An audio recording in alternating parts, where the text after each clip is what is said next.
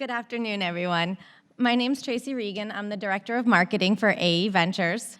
I just wanted to welcome you all to the 6th Annual Tech Home Builder Summit. It's a 4-in-1 event that's hosting almost 250 technology leaders of the biggest and most progressive home builders in the nation. Collectively, they'll do more than $100 billion in revenues and build 220,000 plus homes this year. The goal of this event is to help builders turn technology into a strategic asset, one that will help you compete, win, and make more money. But it can only do that if you are purposeful over the next 48 hours and after this event for follow-up. How can your company leverage digital marketing and sales automation to increase homebuyer response and engagement and increase sales traction and velocity? How can you leverage digital marketing and sales tools to create efficiencies in downstream functional areas like design and production? What parts of the marketing and sales process can you streamline and improve with technology? Think about 1 or 2 things you want to accomplish in each of those areas. Write them down and share those goals as you meet with sponsors and peers over the next couple of days. Ask for their advice and assistance both here and after the event as you work to make change happen back at the office. That's how you can make Tech Home Builder count. Now, each of you have a personalized schedule that's your roadmap for this event.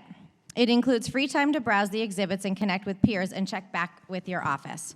Remember, as a hosted guest, you've agreed to follow that itinerary, and the sponsors with whom you'll be meeting have invested in this event because they want and are planning on seeing you and have prepared for that. So they've done some research, and you'll have some really great conversations. I also want to encourage you to go into each of the meetings with an open mind. Every year, we hear from guests who identify new partners and solutions from sponsors they initially dreaded meeting. It's part of the magic of this event. Open your mind, get surprised, and let's all grow together. And now it's time to begin our program. This session will be about maximizing user experience and response on builder websites and online listings. Please join me in welcoming the moderator of today's session, Anya Chrisanthon, who will provide you with a setup for today's session, and then introduce our panel of expert speakers all here on the stage. Anya, I'm going to turn it over to you. Thank you so much, Tracy. Welcome, everyone. Thank you so much for joining us today. My name is Anya Chrisanthon, and I will be your moderator. I am a host of Top 100 Marketing Podcast for new home sales professionals. It's called the New Construction Marketing Podcast. And I teach new home sales professionals how to incorporate technology into their sales process in order to help them sell smarter instead of harder. So this topic is very near and dear to my heart. And as we know, most people would probably prefer to buy new when given a chance. In fact, Zillow New Construction just released data for 2018 stating that of all buyers for last year, 64% said that they would be open to purchasing a new construction. Now, let me ask you guys, what percentage of people do you think actually ended up buying a new home last year? 64% said, yes, please sign me up. And how many did? That's our goal, right? To get to 65%. How many actually bought new construction? 32? 8? 9%. Bingo.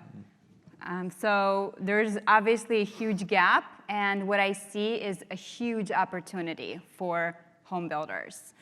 Clearly, there are some challenges that prevent everyone from buying a new home, affordability being one, and that's going to continue to be a challenge for home builders going forward. But I think it's also the difficulty of the purchase process when it comes to new construction and buyers' inability to really visualize the end product. If you think about it, that's why we spend thousands of dollars on building those beautiful model homes, right? So we can help them visualize. Now, the problem is most buyers are no longer walking into your model home. 88% of all people start their home search on the website. So that means that's going to be your first impression is your website. And their goal is to narrow it down to the top 3 so they can go and check you out in person and actually see that beautiful model home. So the goal of today's session is to help you figure out what's working right now and what's available to you to ensure that you're in the top 3 every single time. Now, I do have some very qualified panelists joining me today, and we'd like to kick off the session by doing some quick introductions to help you meet them. First, I have Dan Fellars. Dan is an enterprise sales director at Matterport. Welcome, Dan. Thank you. Next, we have Adam Van Bavel. Adam is a business development manager with O'Neill Interactive. Thank you. We have Marc Lamoureux. Marc is a president and CEO of Alpha Vision. Welcome, Marc. Hello, everybody. And last but not least, we have Ryan Thornton. And Ryan is the COO and co-founder of InSearch Digital Studio. And Ryan, would you mind starting off and giving us a little bit more of a background on who you are and what your company does? Yeah, so co-founder InSearch Digital Studio. We founded 7 years ago, and we are a sales and marketing digital technology company. Our main focus is the customer experience, creating an immersive, interactive, and transparent experience for those home buyers. So that's our main focus and our main goal. And just a little bit of background about me: I have a bachelor's of architecture, and I also have co-founded an architecture firm as well. So that's still in practice as well. So a lot of those experiences go together. My turn? Your turn. Yeah, Marc Lamoureux with Alpha Vision. We started the business in 1993. I remember our first customer was Dell Web. You remember Dell Web before Pulte? That was the largest invented, age-restricted communities.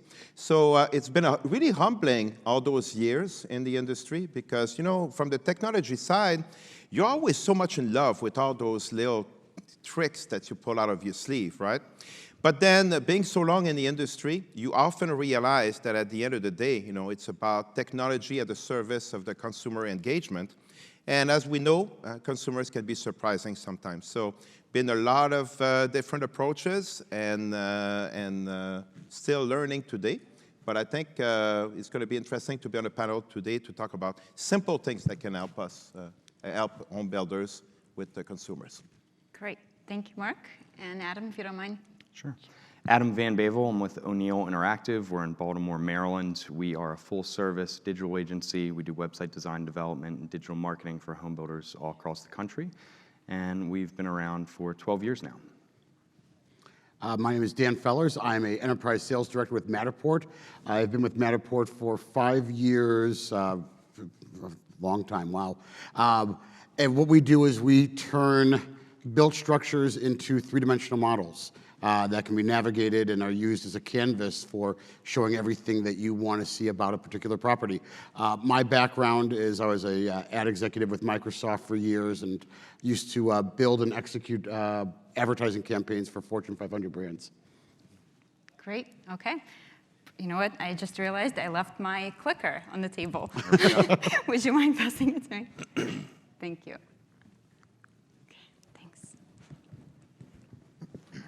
Technology, right? It's always fun.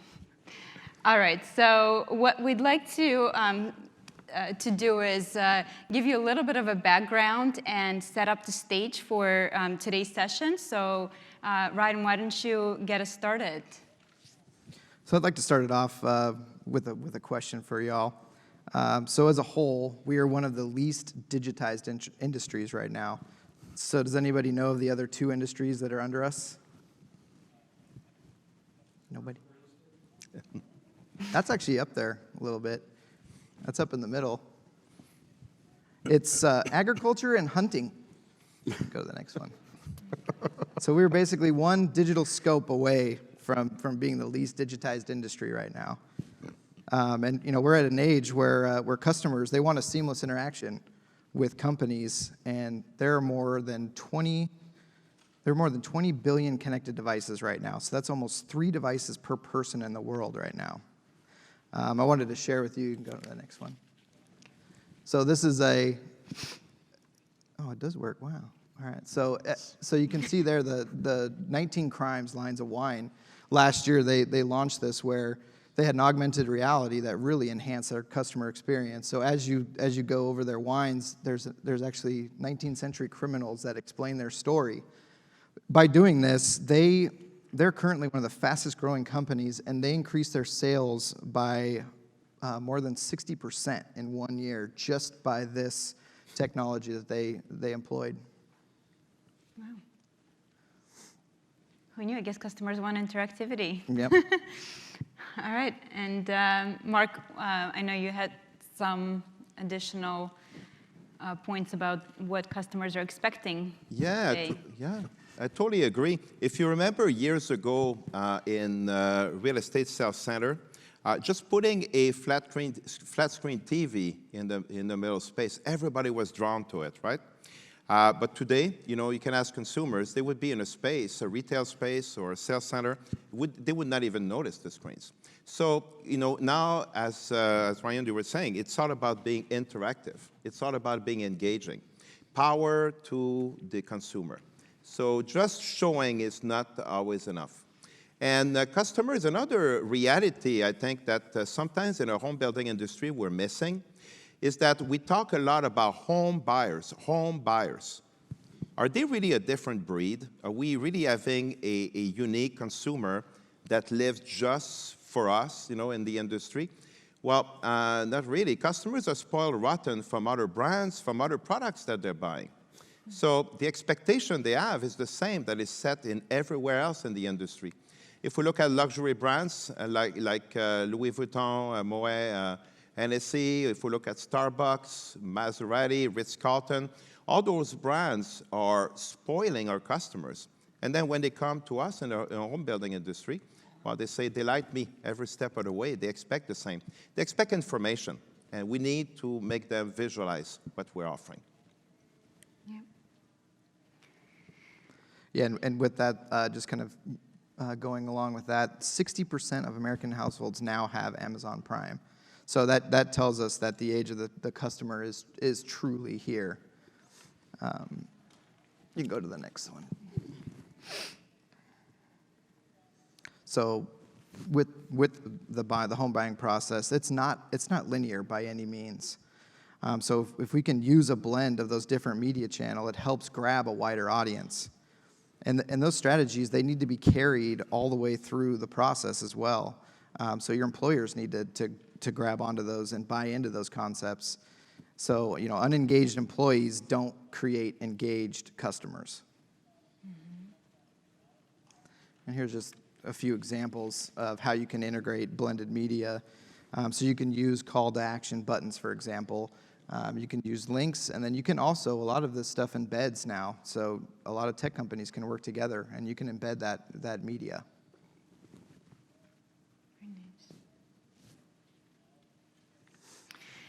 So it's true that the consumers are expecting that interactivity, right? They want to be involved every step of the way, just like you saw an example with a bottle of wine, something as simple as that driving profits by 60%. I mean, it's incredible. So we have some of the best, most amazing things that consumers want to see, right? Homes, new homes.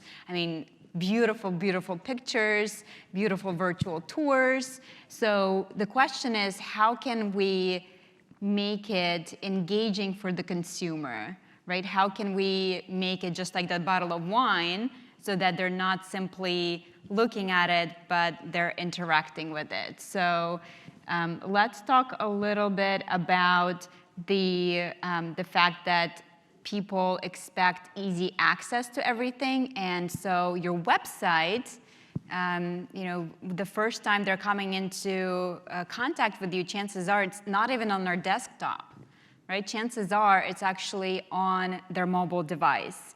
So I think it's needless to say that your website has to be mobile first. So can you guys speak a little bit about that? I think Mark, right here. Yeah, absolutely.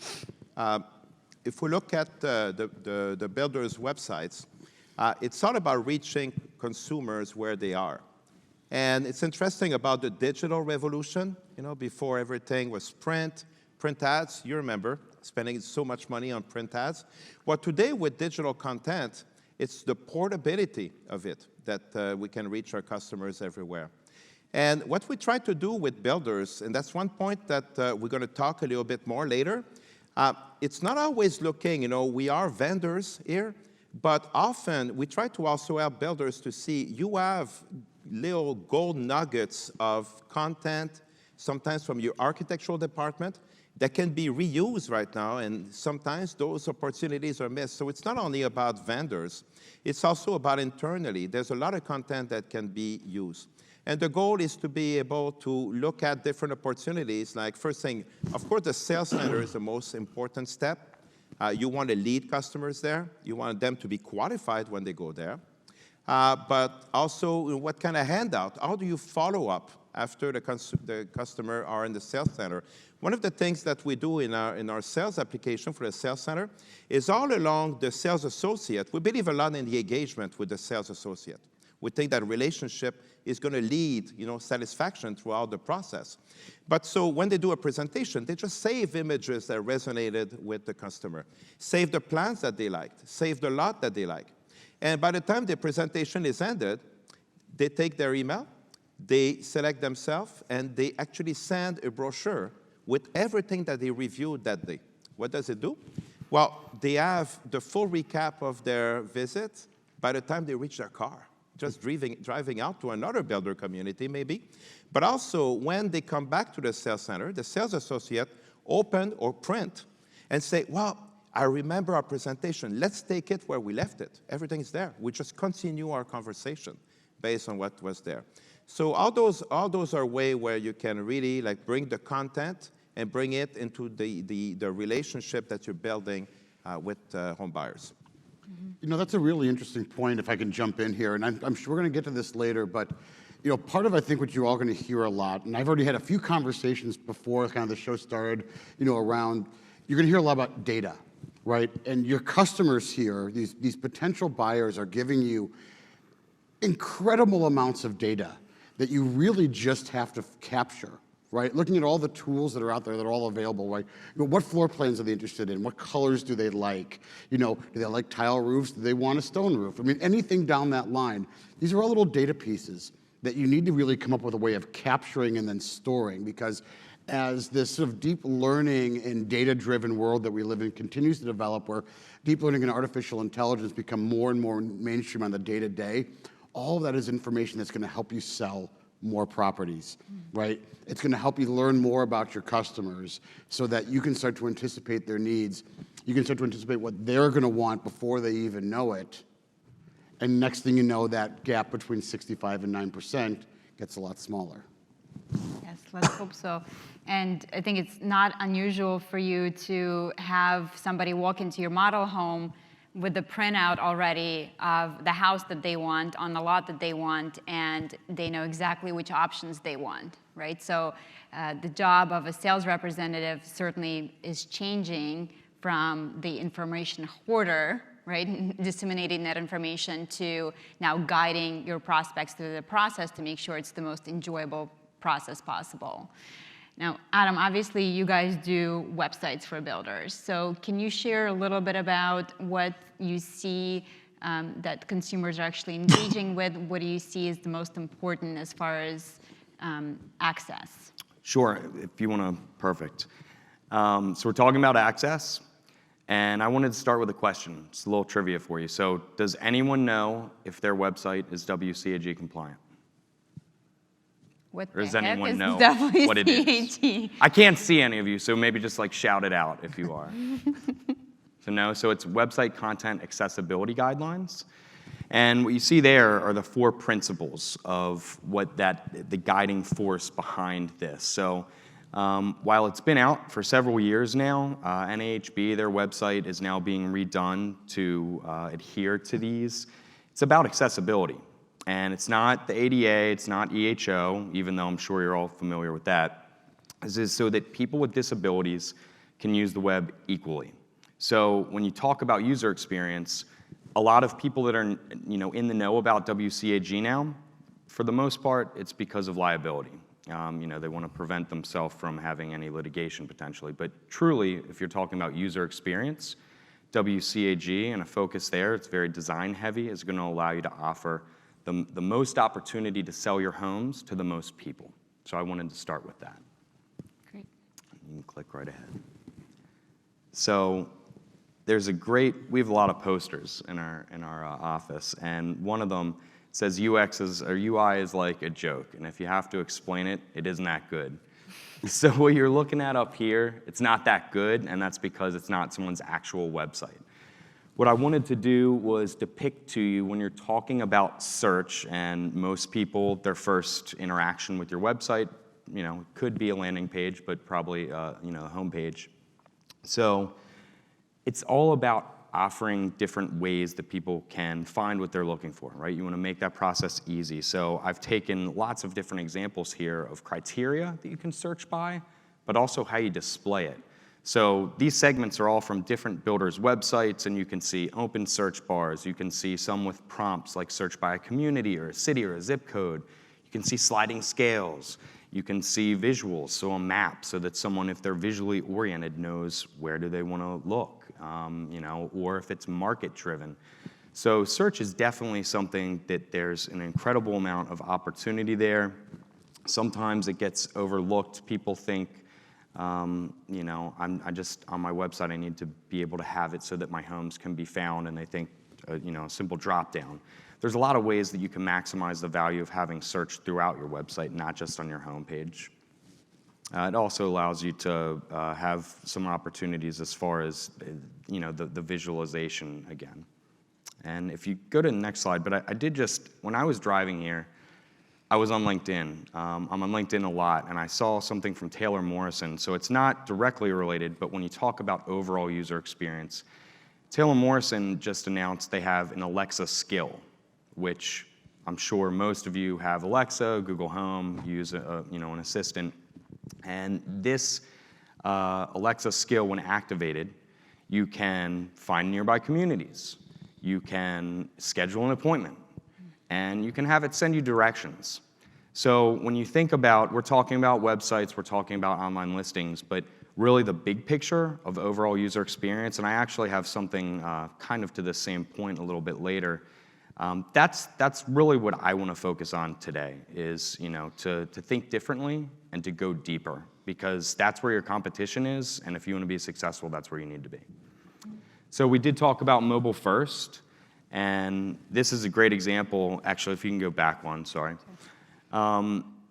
This is, we talk about mobile first, and you want to be able to have your website respond to the device it's on. But what we have found is, this is a great example. You can see when it turns there. So that's a market list, and what it's showing, if you look at the image to the right, that map, you can slide in or out. So it's not just about the device they're on, but the orientation. How are they in portrait? Are they in landscape? So it's really putting the power of how someone interacts with their device in their hands. You have a much better opportunity to engage with them and to allow them to continue flowing through your site and getting to where they want to be with ideas like that in play. Mm-hmm. Alexa, find me my next home, right? Yeah, I mean, I use, one of the keys is people buy and people search in different ways. Just yesterday in my office, I asked someone that I work with to do a search. And I noticed in the bottom, you see it's normally page 1, 2, 3 on Google. She was on her desktop. And there's also G-O-O-O-O-O. And I've never noticed this before, but she clicked on the O. And I was like, that's weird. I've never done that. But that's the same thing with how people search. So you have to think of that opportunity of how people are interacting with their content, and definitely, voice assistant is something where we're headed towards. Yep. And I think also, what about accessibility? Like most people are not necessarily coming into your model home during normal office hours, right? They're in their pajamas at home having a beer while they're watching Netflix show, Right. and they want to interact with you at that point. So what about features like SMS or instant messaging? How many of you guys are utilizing that on your website right now? One, couple of you? Okay, good. So I think the biggest pet peeve of mine is when a website offers that feature and I actually go to engage and crickets on the other side, Yeah. right? So I think if you're going to do it, make sure that somebody's actually there to answer it. So that's... Yeah, no, I agree. And if you go to the next slide too, one of the things I wanted to focus on is, you build homes, you're an expert at building homes, but everyone thinks they're an expert at whatever it is that they do. So this is a great, if you've never heard of usertesting.com, you can go there, create an account. It's a great way for you to find your actual buyers and have them critique your site and go through it and see how someone actually interacts, engages, and the conversion opportunities in your site. But I thought that was awesome. So 75% of organizations think they're customer-centric, but in reality, only 30% of consumers believe that. So there's a huge gap there. And you can see we're a firm believer of your website is living and breathing. It's always evolving. So there's new technologies. I mean, you mentioned SMS, chat, messenger, browser notifications. There's not really a golden ticket necessarily. You really have to. It's like science. You're constantly testing and seeing what's going to work for you. So that's a great point. I'm a firm believer in that. I want to follow up on that because good marketing companies do that, right? You put out a marketing message, you test, you see what the response is. You put out a Facebook ad, you put out a Twitter ad, you see what the response is, and then you tweak it based on that response, and you adjust your targeting slightly, and you're constantly playing. And even to the point where one ad that was successful 2 weeks ago might suddenly stop being successful because you've already sort of reached, saturation within your key audience. You constantly move again. Who here's on Twitter? Who reads Twitter on a regular basis? Let me ask that question, right? I mean, think of some of the brands, the large brands out there that maybe you follow. I think if anyone followed Netflix on Friday, you were treated to a comedy tour of the force. I'll let you just go check it out. It's probably not safe for a speaker conference right now. But the idea being that they're constantly sort of changing their message and looking at different ways of engaging. I think you've got to think of your website like that as well, right? It has to be something that's dynamic, living and breathing, right? Because maybe you don't capture someone the first time they hit your site. Maybe it's the fourth time, maybe it's the fifth time they come back, and then you finally find that one little piece of information that they're looking for that's going to go, oh, I didn't think about that, right? Yeah. Adam, do you have stats on how many times a user comes onto your website on average? No, I mean, I think that's part of it too, is we have a lot of stats across kind of the, like Zillow, and they're broader. But when you talk about it, builders build in different markets, they sell different product to different people. And that's really the whole point of it, is you have to be that in tune with who your buyers are and what your story is. And that's kind of what I'm talking about next is, having the type of opportunity, we'll get to it further along in the content, but to really tell your story, your why, and be able to attract those buyers. Mm-hmm. Okay, and I think part of the story has to involve them and really in the ways that they can interact with you. Yeah, 100%. You got to make it easy, remove the friction. So. Yes. Well, and that's where we get to what we kind of talk about with these virtual tours. Who here has a virtual tour somewhere on their website right now? Show of hands. Quite a few of you. Now, of course, virtual tour has become this kind of catch-all, right? And I mean, who can define a virtual tour? I'll ask the audience here. Who can give me a definition of a virtual tour? Great question. Oh, man. I mean, I've got some answers on there for you right now, right? Because a virtual tour is really all of these. I mean, if you've ever searched for a home recently, you click on a listing on Zillow or a virtual tour on any realtor site, and next thing you know, you've got music and photos. right? You know, and it's loud and it's blasting out of your headphones or out of your speakers, or maybe you've got a property video, maybe it's something that's nicely professionally produced, or maybe it's an agent with their iPhone. It comes down to what I kind of refer to as active and passive engagement, right? So, you know, passive engagement, you, the marketer, is creating the experience, right? And you are presenting that experience to your customer. Here you go, let me kind of lead you down this path along this track. I want to show you about what we're doing, and it's really awesome, and look at this beautiful home. And then there's active engagement, right? Where you are enabling the customer in some way to actually go in and explore on their own. Decide for themselves what is important and what isn't. Right? Is it the kitchen? Is it the living rooms? Is it what would be the kids' rooms? What is it about that space, about that property that they're most interested in? And they're going to explore that on their own. Go to the next one if I've got it. Perfect. My video doesn't work here. So we'll make this real easy. And I've made this really easy. Which ones of these here, I mean, photo montages and property videos, right? Is that active engagement or passive? Passive, right? FaceTime. Maybe a little bit of both, right? We've seen this before where the sales associate will kind of like FaceTime through, you know, the end user can communicate and kind of give a level of control. But well, who here uses 3D or 360 walkthroughs on their property, on their site? Okay, that's active, right? You've just handed control, you know, the keys to the house over to the consumer. And they're going to start going through and doing it the way they want to do it. So as you think about this, you know, these are the questions to ask. What kind of level of interactivity do you want in your website? How engaged do you want to be? And are you just sort of presenting to your customer, or are you letting them engage and become sticky on that site, on those pages? Yeah, and I think it's the key is to provide that engagement. And most people, I think Zillow just said it was 60% of all buyers are expecting to see it before they actually go see it. So if you don't have this, they're not even going to show up because they don't waste their time. Well, right? I spend a lot of time kind of both on the builder side and also just just in traditional residential real estate. And buyers these days are just so busy.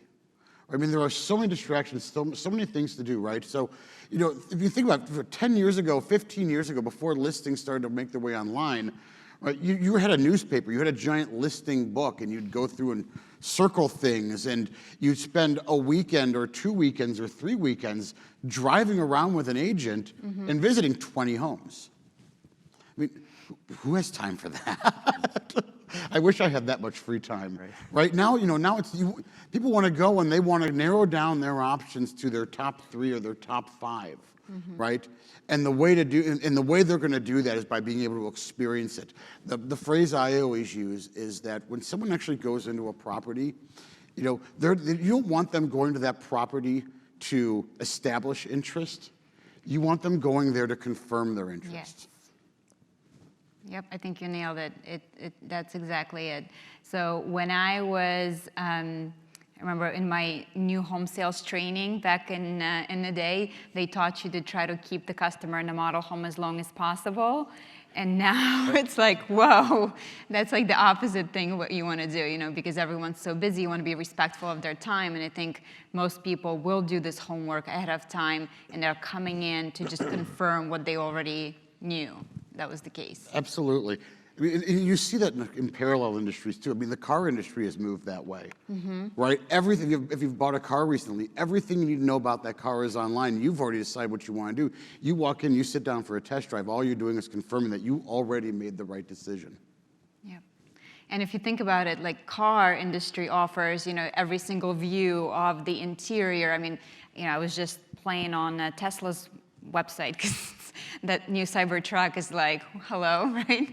So and if you think about buying a new home and how much more expensive that investment is and how little information is usually available, and I think that's the trouble, is that it's such a barrier to most customers, the customers that say, I want to buy a new home, but hey, how can we actually make it easy for them? And I think technology is definitely going to be the key to help them with that. So we can overcome a lot of those objections, because in a resale, they can see it, right? They can visualize it. But with new, unless you have that model for every single option you have, it's going to be impossible. So, all right. So let's talk a little bit about again the website and the content. Adam, can you talk a little bit? Oh, let's see. There's my Oh, animation. now. Let's talk a little bit about the content on actual website. Sure. And do's, don'ts, what you see, any biggest mistakes, and what we should pay attention to. Yeah, I love this slide because I love this builder. So I just wanted to start with that. So user experience is ease of use, but also pleasure in doing so, right? And buying is emotional. And obviously buying a home is probably the biggest purchase you'll make. There's a lot of emotion there. So this is Shell Brothers. And if you look at each of these, happiness is everywhere. It is integral to who they are as a home builder. So I crossed out the about us because everyone has an about us, and some people have our story. But really you want to be able to tell your why. So if you look here, that's, the mobile view to the left, and you've gotten there focusing on happiness sets us apart. So that's what they convey right out of the gate. If you even haven't gotten to their website yet, and you do a Google search, you'll see that they lead with, in their search result, our #1 goal is happiness. Who does that? That's amazing. I think that's so cool. And not every builder is going to have that, but you better have a story. Because there's a lot of home builders out there. There's a lot of nice homes. So you have to also appeal to them as far as emotion, why they want to work with you. They have happy stories. So that's testimonials, but it's a cool way of saying it. And it's their, the customers sharing their stories. And that's on billboards, that's on videos. So it's in a lot of different forms of content and media. You can see there, if you click on that, check out our story, they lead with that why choose Shell. And it's a picture, so they're a coastal builder. That's a picture of their team on the beach, and they hold a lot of meetings on the beach. So again, they're definitely pretty unique, but they're all jumping there, they're all happy, and it's just mentally, it's being ingrained. You visit their website, and you're just like, wow, this is not your average home builder. And it's also, I said buying is emotional. This isn't like a play for happiness. That's who they are. So I'm not saying that should be what you do. You should be a master at telling your own story. And I really think that Shell has nailed it there. Yeah. So, and that's, lifestyle photography does a great job. So obviously product, but they have a lot of lifestyle photography, and that carries over because they are coastal and they're pretty focused in a couple locations now. But they're billboards, and they just carry it through. It's very streamlined, and it makes a lot of sense in the way that they do it. Yeah, Adam, so every time I see them on social media, that always, I think they're very consistent with their message of happiness. The consistency. Yeah. Yeah, it's that Maya Angelou, people forget what you said, they'll forget what you did, but they won't forget how you made them feel. Yes. So when people get to your website, if you can make them feel that before you've even met them, you're winning. Mm-hmm. So I was listening to a podcast the other day, and they were talking about a builder story and kind of like what separates you from other builders. And they were talking about energy efficiency. We have a warranty program, and we have a team that cares. Well, so does everyone else, right? That's like an expectation with new construction. So even if say energy efficiency truly is your differentiator factor, maybe figure out a way to talk about it in a different way that emotionally ties the consumer to it, and in terms of the comfort of living in a home as opposed We're saving the world one home at a time. Yeah. Yep. Just like that. I don't even need to talk about the next slide now. So All right, let's you see. just nailed it. Oh, sorry, I stole your Yeah. slide. It wasn't planned. So this is a builder in California, and they focus on zero energy. It's one of the big, they're a family builder. They're local, they do an incredible amount of work in the community, but they're focused on energy efficiency. And this zero energy homeowners, zero energy could mean a lot of things to a lot of different people. That again, California's first to really adopt that. So These videos are an awesome way of utilizing, so what's more emotional than photos? Video. So they've got not only a testimonial, but they have people talking about their experience of living, actual home buyers, of living in one of their zero-energy homes, you know? And I think that is amazing because when you think about content, whether it's photo or video, there was another LinkedIn marketing piece around Thanksgiving. It was talking about, you think about your content kind of like a Thanksgiving meal.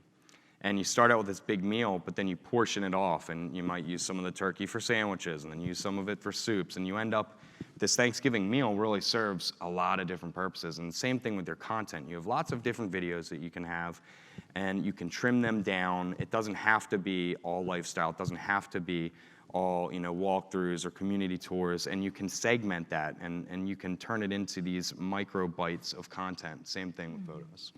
Yeah, that's a lot of what I'm doing now with a lot of my builders. And if you think about it, other than face-to-face, video is the second best way to build that emotional connection with somebody. Yeah.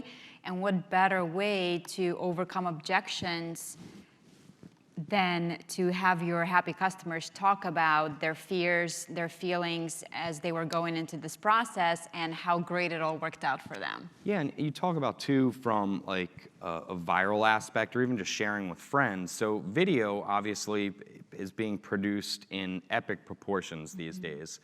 And there's a lot of ways that you can do it, but also the notion that if you have WCAG in place on your website and have true closed captions, you can be watching a video and completely understanding what's happening within that video without the sound on. You can enjoy that anywhere. Like you could be, half of you are probably right now watching a video with closed caption on, right? So there's a lot of value in that, and if you're not doing it right, there's still value to be had, but it's some wasted time and definitely wasted budget there. Yeah, and I saw a stat the other day that said your brain can process video 60,000 times faster than it can process text.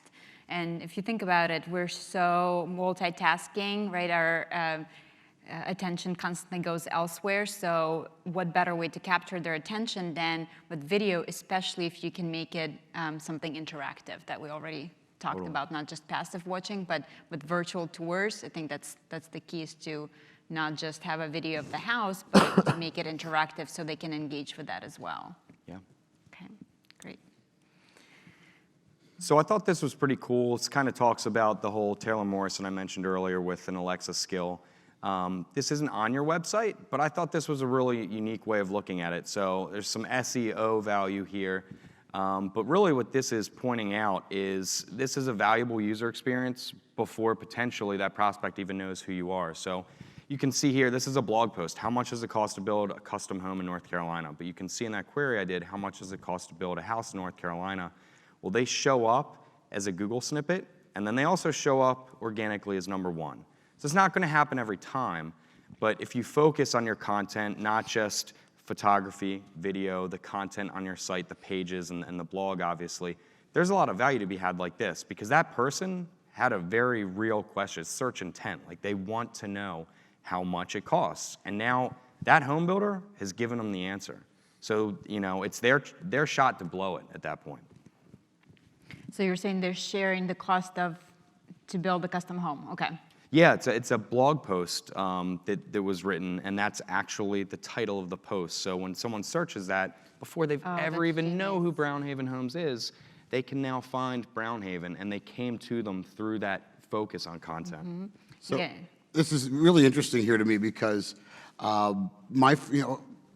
talk about content, and obviously we've now moved into the importance of SEO, and this is something that you've been in the digital space, and all over the last 15, 20 years, it's SEO, SEO, SEO, right? Your search rankings. My very first job in the tech space was with Ask Jeeves. Who remembers them? Right? No joke. We actually had 40 editors on staff who would scour the old MetaWeb looking for answers to these questions so that we could manually input them when someone did a search for them. Now think of this, now this is simply a really well-crafted blog post, right, that Google was able to pick up on as an expert answer. Yeah. and deliver as the first result. What's the value of that? It's incredible. And so it's the value, right? Right. So like people come to your websites about providing value. It's the same thing for Google. It's funny because the owner of this company is like, I don't get blog posts. Like, who reads them? Who cares? Google reads them. Like, that's the value, is because Google wants to provide the best experience to people doing the searches. So now he's won and he's been found because of that. Yeah, I can personally attest to this. When I started my podcast, I think one of my earlier guests, Will Duderstadt, was like, I Googled you and there's really nothing out there. And now if Woman you... of mystery. Yeah, but, so for the last year and a half, I've been consistent with posting content. So whether it's, podcast and whatever the show notes that go with that. I mean, now nobody can say, I Googled you and there's nothing out there for you. So I can personally speak to that. And yeah, it takes a little bit of time, but it's not a rocket science, right? If you think about what questions most home buyers, especially those who want to build a new home, I mean, most people are clueless about the process. So there should be really no shortage of topics that you, the expert, can share with your customers through blog posts, and at the same time build trust and like factor and build up your SEO. I mean, it's a win-win. Yeah, correct. Right? Awesome. I think is my last slide. So personalization, and you can utilize dynamic content in many different ways on your website. So recommendations, based off of prior history, based off location, saving preferences. This is an example of a customer portal, and you can create portals accounts essentially within your website. I'm sure many of you are already doing that, so that those individuals have opportunities to engage with you at a higher rate. But this is something that, you don't need to reinvent the wheel, essentially. You think of Amazon, and this example of a customer portal, it's the holidays, your Amazon cart's been getting a workout, right? So it's the same idea. Just give people what they want. They want to be able to come to your site, find the information that they're interested in.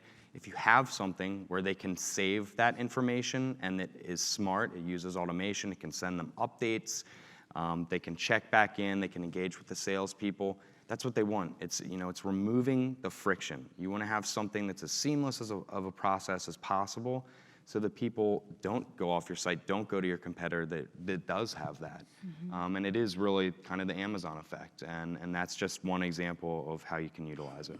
Yeah, and what a genius way to get somebody's email address. Yeah, well, this is also, too, one thing I want to point out is, there's a million ways that you can structure, an account per se, but we've even used here an example of onboarding. So, right, when you hire a new employee or when you're starting any new process and there's a lot of value to be had, you want to ensure that it's not missed, you onboard them. So that grease board there is once someone creates an account and it's easy for them to create it, you're helping walk them through so that they have a better chance of utilizing that.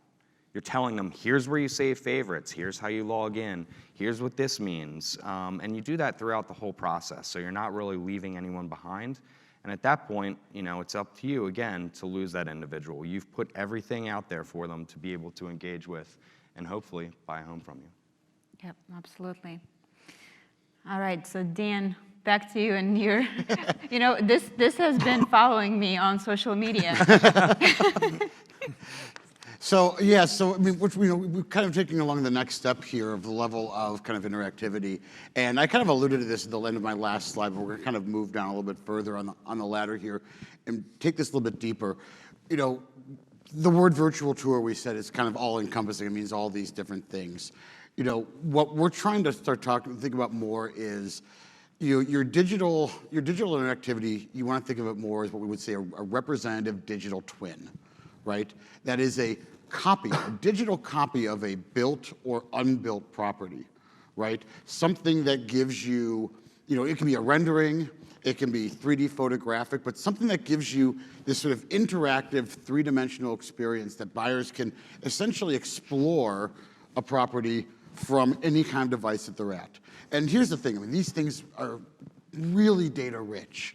Right, you can, within your model home, you've got information about, the different fireplace stack, the outside, the siding, the interior construction, the levels, all of this. As you start to put this together, this becomes, as we get, let's say, deeper into this sort of artificial intelligent world that we're living in, having all of that's going to start to draw, and seeing where users go, what they visit, having this digital twin, just like they were actually there walking through the space, is going to start to show you the homes that you need to build, right? What are the floor plans that people like the most? What rooms are they visiting the most? And by having this sort of digital twin that you have that can collect this data online, you can start to piece that together and begin to tell that story of what this consumer journey is.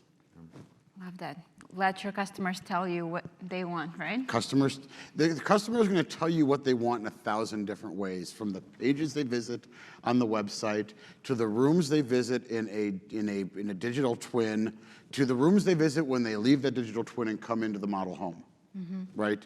And there's 1,000 different data collection points here. And having a good partner that can help you pull all of those different data collection points together is going to be key moving forward, and being successful with all this. Yeah, data is the new currency, right? It's the new 40. Yeah. Ryan, can you tell us a little bit about the sales funnel and what that looks like with traditional sales funnel versus something that involves interactivity? Yeah, and so I'm sure at this point you guys, well, most of you have seen this and it's probably been beaten into your head, but even with this sales funnel, if you can go to the next slide, please, all the interactive tools are pushed down into that nurture and close phase, and you're spending valuable dollars on this. All that interactive tools and everything need to be pulled up into the other phases, and as you do that, it's gonna create a more qualified lead when those leads are coming through and they're selecting all their options and what they like for your house or in your community. And it's also going to save your agents time as they filter down that funnel. It's going to save them time in the sell. And on the next slide, you can see that this is the average conversion rate right now for home builders. And as you pull up those interactive options, those numbers can actually increase by 2 to 3 times. And what's great about that, again, is you get more qualified leads filtering down the funnel. And a lot of times what we see, even when the buyer comes into the sales center, they're coming back to your website and they're saving more brochures and more options, and they're playing with the house, getting it configured how they want it. And then they're coming back even again with more knowledge. So on the next slide, I went ahead a little bit, but just like the CEO of Amazon says, now you're helping customers buy instead of selling them. Everyone wants to buy, but nobody likes to be sold, right? Yeah. Right. All right, so let's jump on to talk a little bit more about experience maybe outside the website, or how you can incorporate your online listings with that. So, Marc, can you? Yeah, absolutely. I loved earlier when we were talking about the website, Adam. And it's interesting, how much effort sometimes at the design of the website we push our story, customer testimonials. What is the thing? If we look at home shoppers, their attention span is very limited. What do they look for? First and foremost, when they go to your website.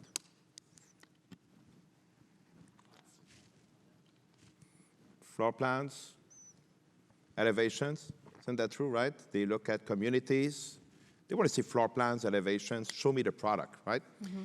And it's the whole thing of, attraction. That's where they go. So what do we do to actually give them more where they look for? Or instead of playing hide and seek and trying to steer them to different content, right? We say people, want to buy, but they don't want to be sold. So that's just a series of very simple implementation that can be done on a website. So they all look for the elevation, right? Would you mind playing the first video? Hang on. Let's see. So they're looking for this beautiful elevation, a rendering, right, that they will see. This is a 3D rendering. So we just added here, enable interactive mode. And whoop, now we get interactive. Same little thumbnail, just brought to life. You can look around the house from every perspective. We understand the plan. From the content provider side, when we do a front elevation rendering, we're lazy a little bit, you say, but we do two sides, right? The perspective that we're going to look at. How much longer is it to do the back side of the house and the left side if we did the right side? Not much. So a rendering like this would cost less than twice the price for so much more interactivity. And interestingly, again, about the whole execution of it, of course, as a vendor, you can ask your vendor to produce that. Anybody that does your renderings would be able to produce also that 3D surrounding of the house and put it in WebGL like this. But also internally, your teams are probably, how many here know if their architectural team is starting to use Revit to create 3D designs of the plans? 1, 2, 3, a few, eh? I think it's a challenge to implement that company-wise, but those are ways also that you can look sometimes at your team, and there's tools that can be used internally. And if you want to know a great way, we have architects here, if you want to know a great way to motivate your architectural team, give them something 3D to do. They're going to love it. Right? That's motivating too. It's fun. So that's the first example.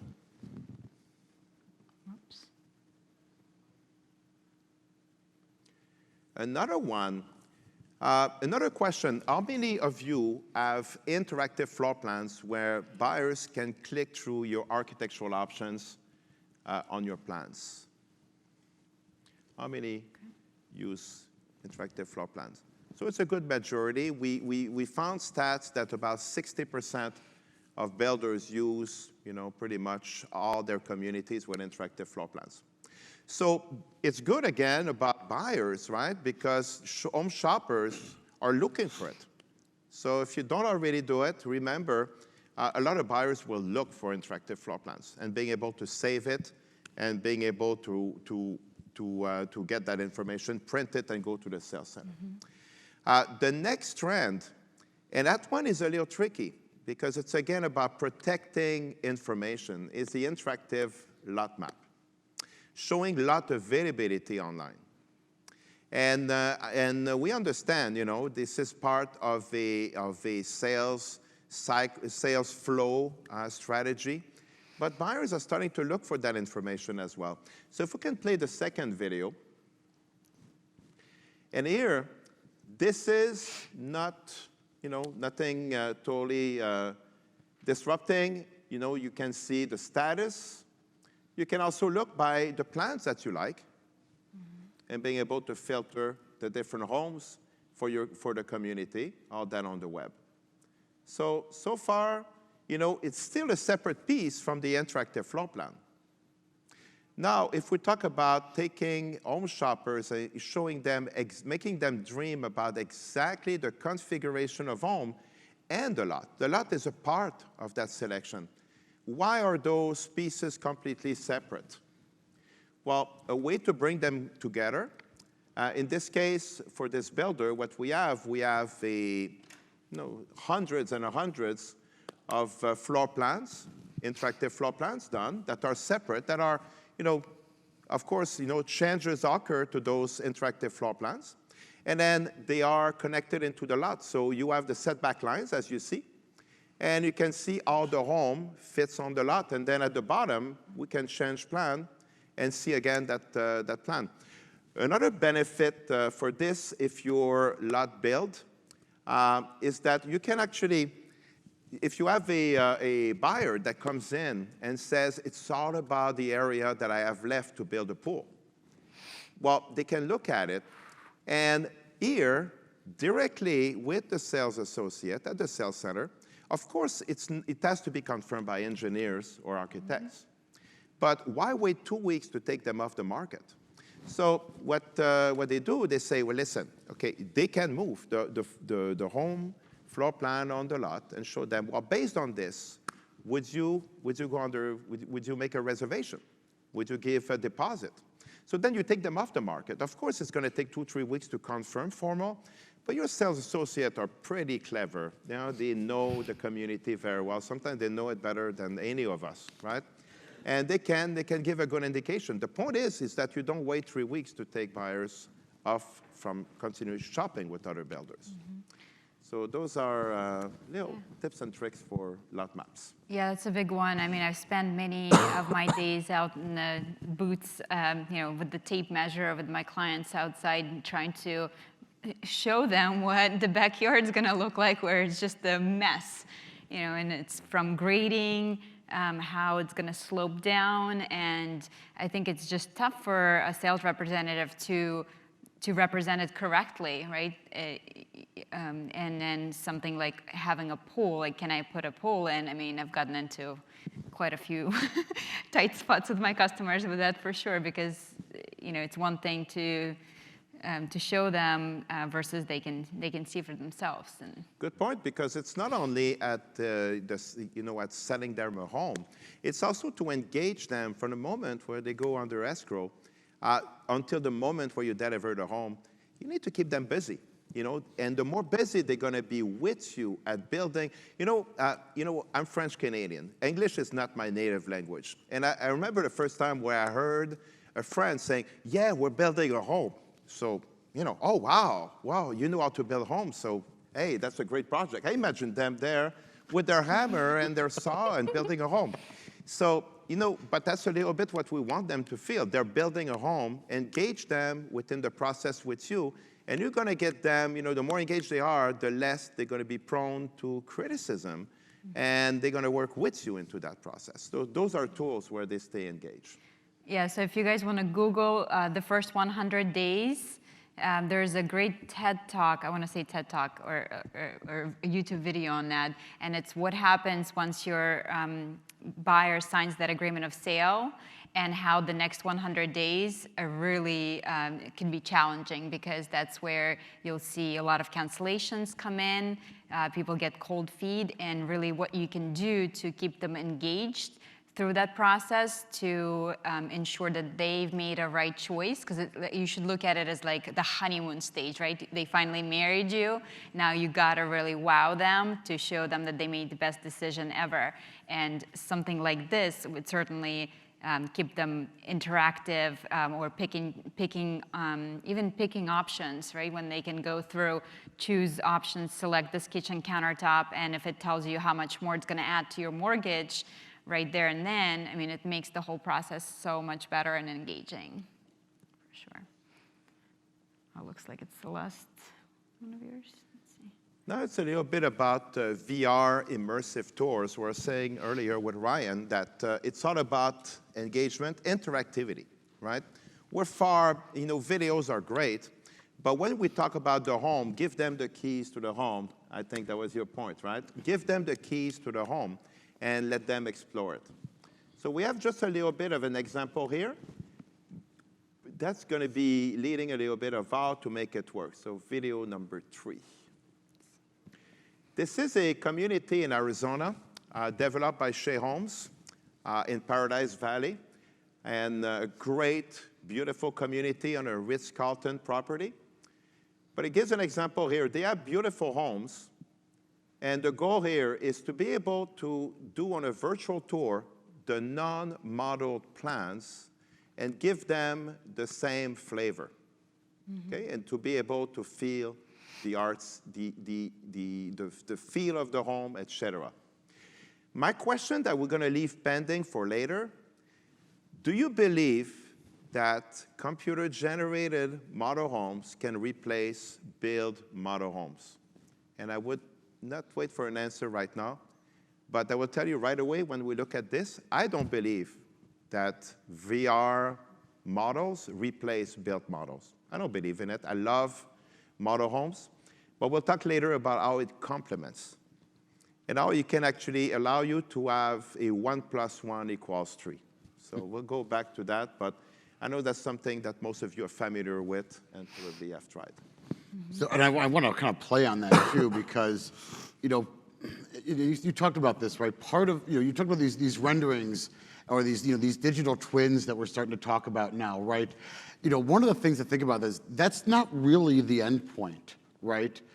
It's really the canvas, right? Not the painting itself, right? This is just the canvas of what this property can be.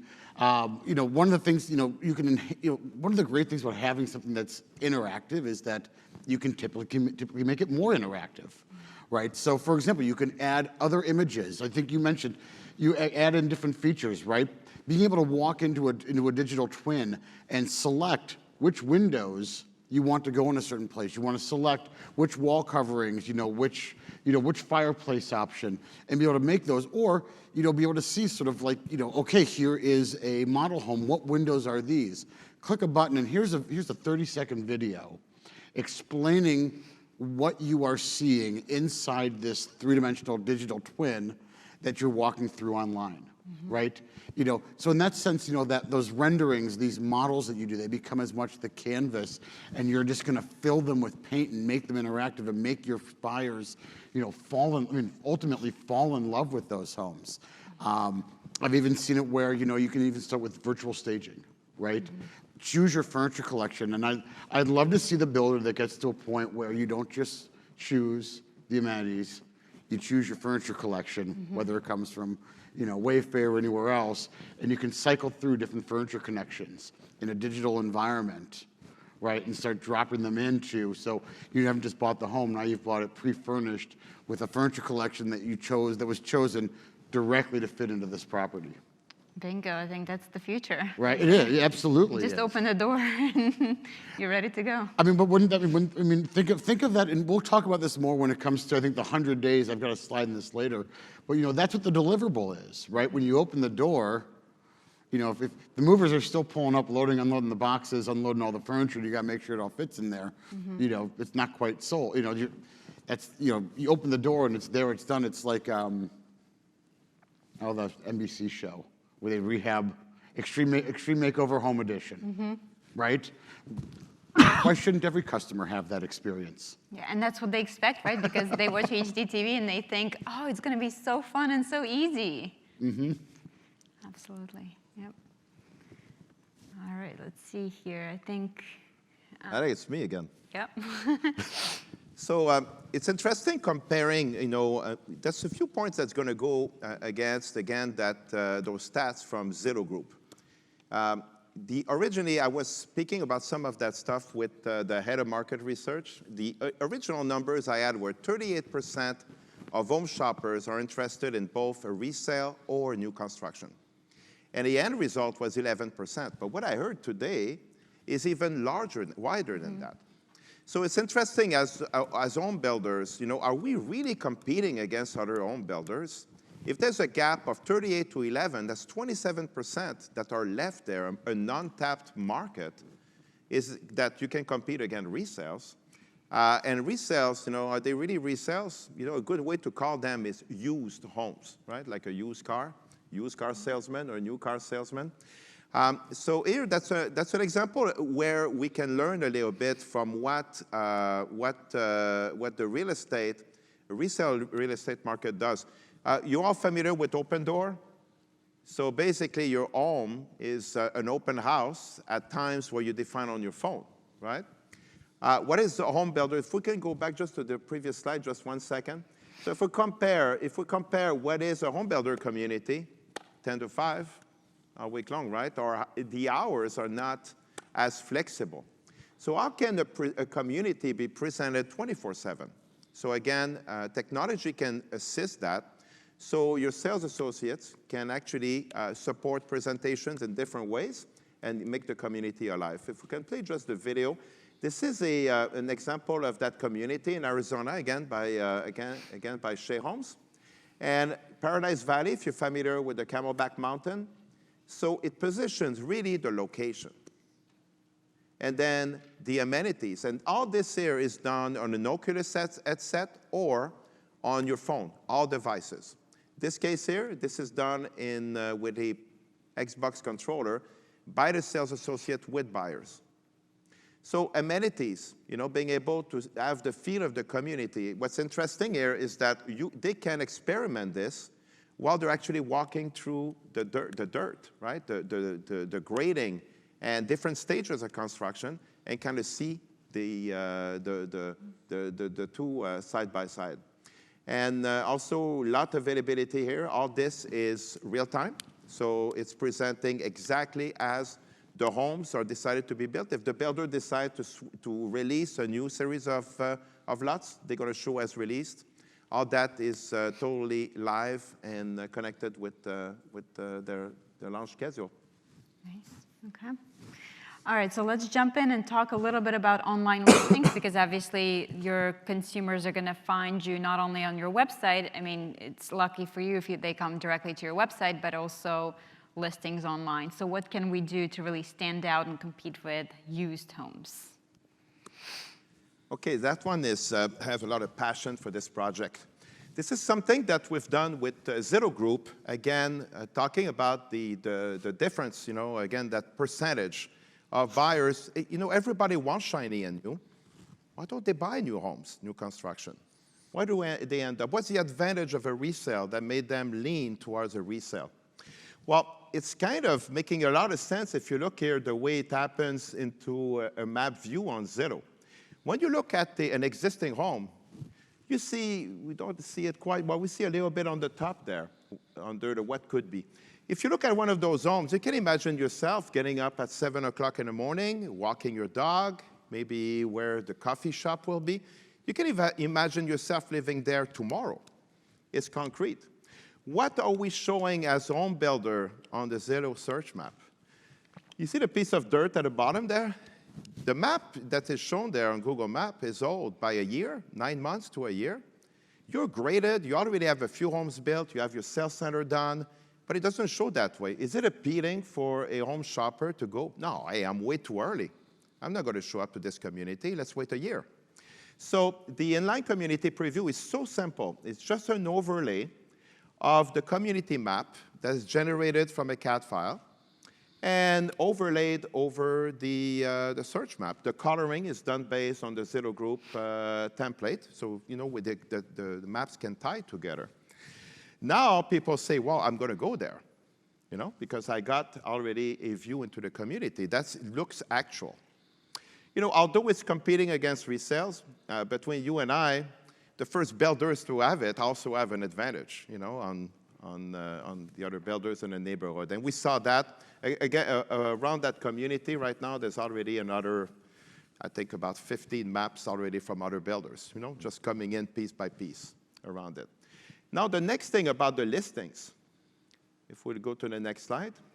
Okay, so when we look at resales, we have one drop-in per home for sale. What often do we have on the Zillow search map? Just the sales center address, right? So one drop-in. Why do you have one drop-in? If you have 25 buying opportunities, why would you have only one drop-in? So that's another tool that we've been working with Zillow. All you need is to have, first thing, a lot availability status and the geocode of every little drop-in. So Zillow can accept that in your daily feed. All you need to do is, we can assist when we do the inline community preview. We already have that location. But this is something that we can do where you can show what are the homes available today. And if you have 25 buying opportunities, you should show the 25 on the map. That looks a lot busier already. Next slide. That shows a little bit how, once the inline community preview is done, the graphic is already positioned at the right location, orientation, rotation. So generating the geocode for every lot is done automatically. So that can then result in lot availability. And that's the latest stats that we received after the launch of the program. It was launched at IBS in January 2019. And they say, and I think it's going to make sense, 2.4 times more page views from the search map. So people click more on the communities where you can see the overlay. I think it makes sense, and 20% more page views, so they go deeper into the communities that are presented with the inline community preview, and 13% on all Zillow Group owned sites. So I thought, just in terms of budget-wise, it's fun sometimes to give a perspective. It's $3.99 per map, $3.99 per community, one-time fee, poof, and you show up in color in the neighborhood for your community.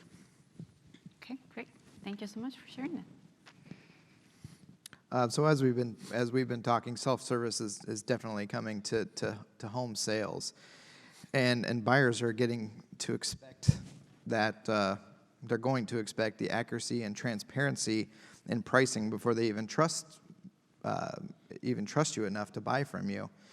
So this is an example of one of our communities where we incorporated all the pricing into the options and everything as well with the mortgage calculator. So as they add that covered patio, am I jumping in and out here? I don't know what's going on.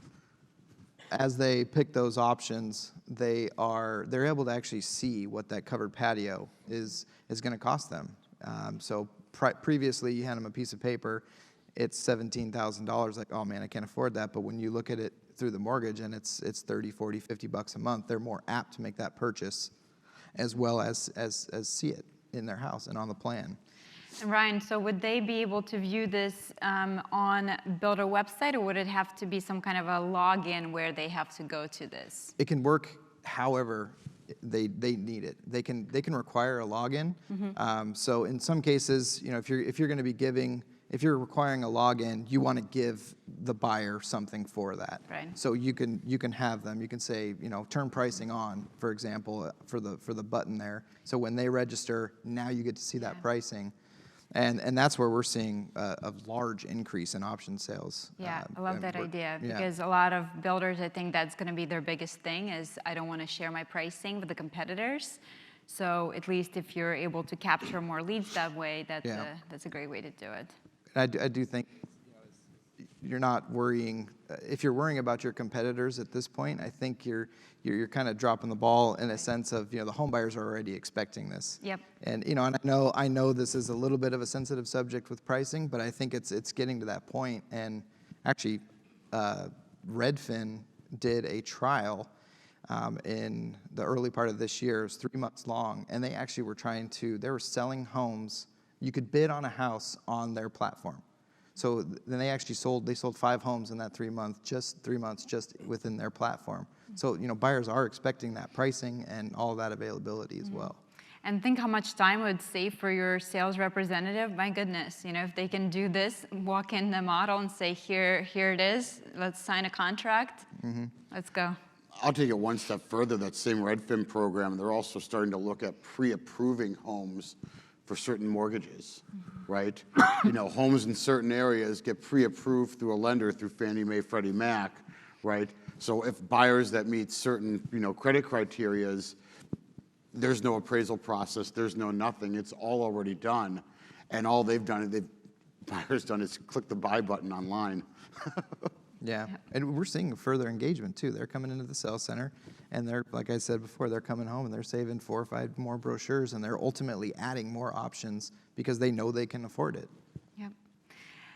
To keep us on time here, why don't we take some questions from the audience? If you guys have any questions that you would like to ask the experts while we have them here with us before we conclude.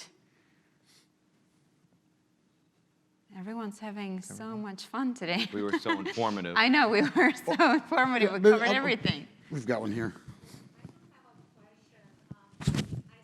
Hang on, there's a microphone coming. Coming. Thank you. I do have a question. Actually, this is the first time for me attending this conference. It's very interesting. I just want to see from all this service, is there a way to get customer input, like their comment, their review, their evaluation, and share that with us, other customers? Is that an option, or you think that's really useful I don't know, because when we purchase something from Amazon, we always see other customers' experience. For this, do we have those functions already in there? Can I speak to that? Yeah. So if you're already using an email software, Constant Contact, MailChimp, they actually have built-in surveys that you can use. So what we do is we actually incorporate in that, so when a client saves a brochure, they get that automatic email, and we have that survey at the bottom where they can click on that, and then you can have your list of items in there. If you really don't want to have it more than 4 or 5 questions, quickly they can answer. So that's another way to gauge how effective those tools are working for you. If I can add to this also, I was looking at Ryan's interactive floor plan or interactive lot maps. It's interesting because, you have a lot of volume, of home shoppers that go and engage with your floor plans and lots. If we take an example for lot maps, defining premiums, right? Which lot and how much more will you put as a premium on certain lot that would be on a golf course, on a lake? We have analytics, and I'm sure Ryan does as well on floor plans, where you can actually benefit from, it's a focus group at the end. You got a lot of consumers that come, they don't look to buy a house necessarily, a new home, they're just shopping for now. They're dreaming. And then it's interesting because you're going to see which lot they prefer, which option they prefer. We had a builder, actually, that at one point, we were looking at the analytics, and he says it doesn't make sense. You say that under the analytics, the sunroom option, which was a new thing they tried on a floor plan, was the most popular option. And then the second one, by far less popular, was the den. He says we sold 100% of the homes with a den and 0% with the sunroom. What does it mean? People, when they were dreaming, wanted the sunroom. When they were buying, they didn't want it. Well, he said, I know why. Because we tried a sunroom. We didn't do it well. But now we know that it's popular. How do we make it work so they will buy it? So a lot of those, we talk about engagement being better than being passive, as Dan was mentioning. But it's also like that all that data that can be collected. Example, what do they prefer? Do they prefer an open floor plan, a closed floor plan? There's so many ways where you can get information on their engagement. Mm-hmm. I would add to that, if you don't mind. Talk to whoever is providing you with your website now. And I hope it's not the guy down the street because his son builds websites on the side. Hey, look, that's how we all get started, right? No, talk to your providers about how you can capture the data, user data coming in from the website. There are lots of platforms out there that give you we call them content management systems or enterprise management systems that give you the tools that you need to not just read what your customers are viewing, but also respond in real time, right? You ask about reviews and feedback, right? That can certainly be a part of what you offer, like as an experience. If you're collecting the right information, that's what your customers are asking for. I remember building a system with we were doing a campaign for Sharp Electronics. And we built like about 10 different user flows that based on what the user looked at, they would be presented with different information below the fold of the page, right? So depending on where they would go, we would then customize the bottom half of the page to lead them on to other areas based on that. If you can think of it in this space, it's doable. Right? It's always just it's a matter of money, but if you can think of it what you want to have done, it's absolutely doable. So go to your providers and start asking these questions about what you can do to start collecting this, because the sooner you get a head start in collecting data, right, the sooner you will be in a better position than any of your competitors out there. Yeah, agreed. And one last point, you talk about buyers and reviews. There are sponsors here like Avid Ratings, and that's what they do. They work with home builders, collect the reviews, and have them available so that you're talking about like Amazon when you're going online, e-commerce, and you're used to seeing those reviews. So check them out tomorrow. They're here.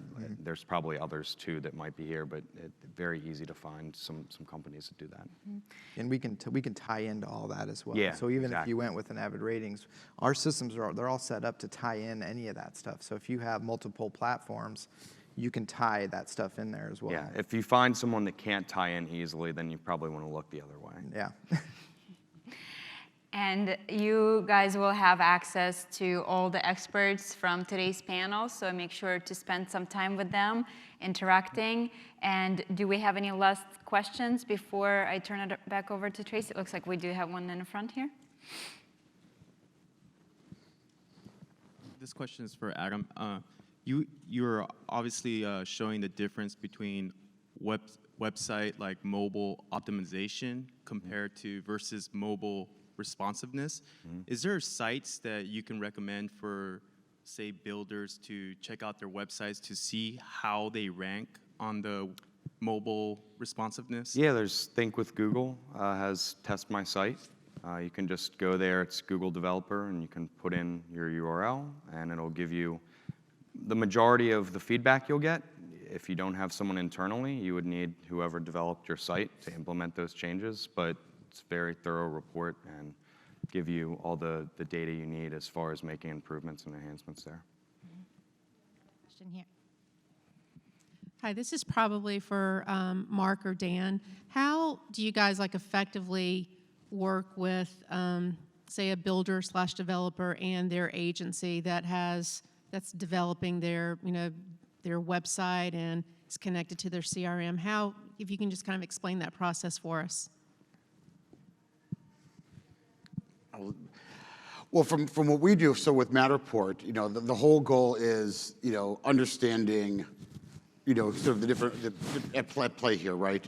If the builder wants to have these on their listings, we will enable the builder to create all these 3D models, and then give, by doing so, create the ownership, and then show them how to properly share them with their brokerage so that they can get all those interactive tools onto the web, onto Realtor.com, onto Zillow.com, into the listing, right? So it's there and then. But ultimately, that's just a matter of, right? The builder has made up their mind that they want to have these, right? We'll make it easy for the agent to get up on the website through different sharing tools. And it's a relatively straightforward process. Yes, and maybe an additional note. I think it's really important to try to keep the experience within the website. Of course, so a lot of our solutions, could be a pop-up. There's a benefit of a pop-up because then you can resize it how big you want on your screen. But I'm a big believer that the experience should be as easy and straightforward and self-contained on the website as possible. And that's why, we recommend to use iframes. And another thing also we do often for some of our clients is sometimes we end up having our content and all the controls are pulled out. We can do that. You can do that with any of us. You pull out the controls to fit seamlessly into your web page. All this, to bring builders to continue, the buyers to continue to have the whole experience of your website to be really the vehicle to all that content. It's a big recommendation we always give. And that example that I showed with pricing as well, well, there we go. We pulled that straight from their CM software, so they're not inputting that pricing multiple times. We actually spoke with their company, and we pull in all their pricing daily, so it's automatically updated. So you don't even really have to change how you have done business in the past, and it'll pull all that information in, and as well, it'll push out the leads to whatever lead company you're using. Any other questions? Oh, looks like we have one more up front. I think it was Dan. We use Matterport on our websites as well, and I was just wondering if, because like old school, we talked about search engine optimization. Most of our pictures have meta tags and descriptions. Using Matterport, is there a way now with Matterport with those hot buttons and those links, is it also integrated in somehow helping our search engine optimization? Stay tuned. That's the easiest. I mean, those matter tags that you talk about, right? Imagine a hotspot in a sort of 3D model that you can put a video into, that you can put a photo into. I'm working with one company that scans Microsoft's campus buildings, and every air conditioner has one of those little hotspots that shows all the sensor data coming in off that air conditioning unit so they can track what's going on. One of the cool things where we're going with this, and actually I want to show a little experiment that we worked on, is the amount of data that we're capturing here in these sort of representative twins is that in some instances we're almost creating a digital command center for a home, right? An interactive model of where you live that becomes your way of turning on lights on off with a button that, set your alarm system, make sure doors are locked, be able to check remotely. It's a real exciting world that we're moving into on these things. Yeah, and I think the bottom line is it's about making it easy for your customers to buy new homes, so we can bridge that gap between the 9% and the 64% and hopefully take over. And it's also about the ease of integration, right? For me personally, technology, if it's not easy to use, it's pointless. So I think you guys will definitely have a chance to interact with all the experts in the next couple of days. So make sure to stop by their booths and see how they can make that an easy experience for you as a builder as well. So thank you so much for being here. If you guys don't mind sticking around for 5 more minutes. I've got one thing here. So we've got Ryan and I did a little experiment kind of leading up to this.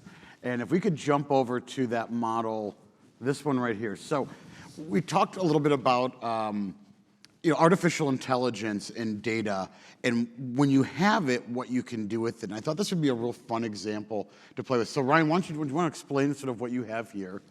This is one of our interactive virtual tours. So this is all virtual, and so we have a system that actually goes in and extrapolates and where you can actually fly through the house. And what we did as an experiment, and Dan will speak to this. Actually, yeah, if you see your movie, moving through, if you kind of move around, you can kind of, see it's a traditional virtual tour, or, rendered tour. Yeah, full 3D, you can move around, full 360 images and everything, and it has the hotspots.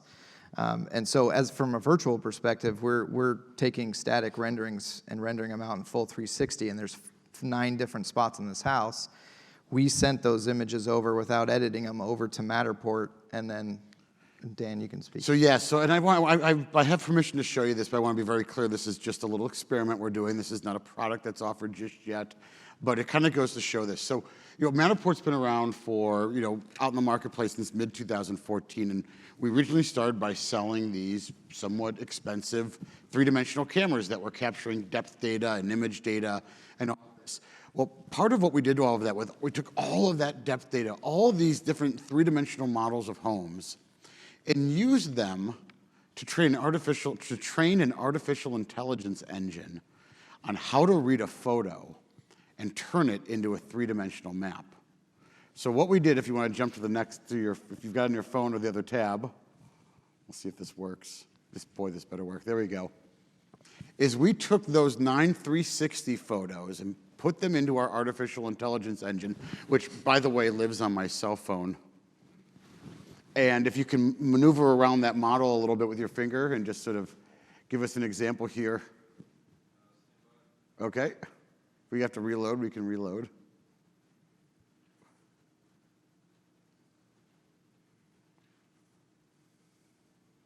There we go. So we took that, and if you just tap on where this says View Dollhouse, the cube there in the bottom left, or there's the floor plan. So all of this is 3D rendering. Is a 3-dimensional model simply rendered from 360 photos. And it really starts to expand on what we can do with this, because this is now a canvas for images, for video, for text that you can use, for a property that doesn't exist. And it's simple and it's easy. So just a cute little experiment, fun to see. If you want to just double tap in there, and you can show just the walk around. Just the same way with Ryan's, right? Yeah, so double tap towards that bedroom. It captures all the 3D data, gives that sense of movement through the space, yet none of it's real. It's all rendered. So, sneak peek at what's coming next. Ooh. Well, thank you all so much for being part of this panel. And again, you guys make sure to take advantage of our experts over the next couple of days. And if you don't mind sticking around for just a couple more minutes, Tracy's going to wrap things up for us here. Yes. I don't think this one's on, so I'll come up to the podium.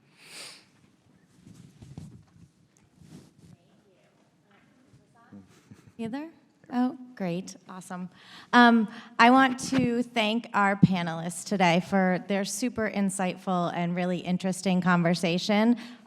Dan, Adam, Anya, Mark, and Ryan, that was great, and we really appreciate having your expertise here.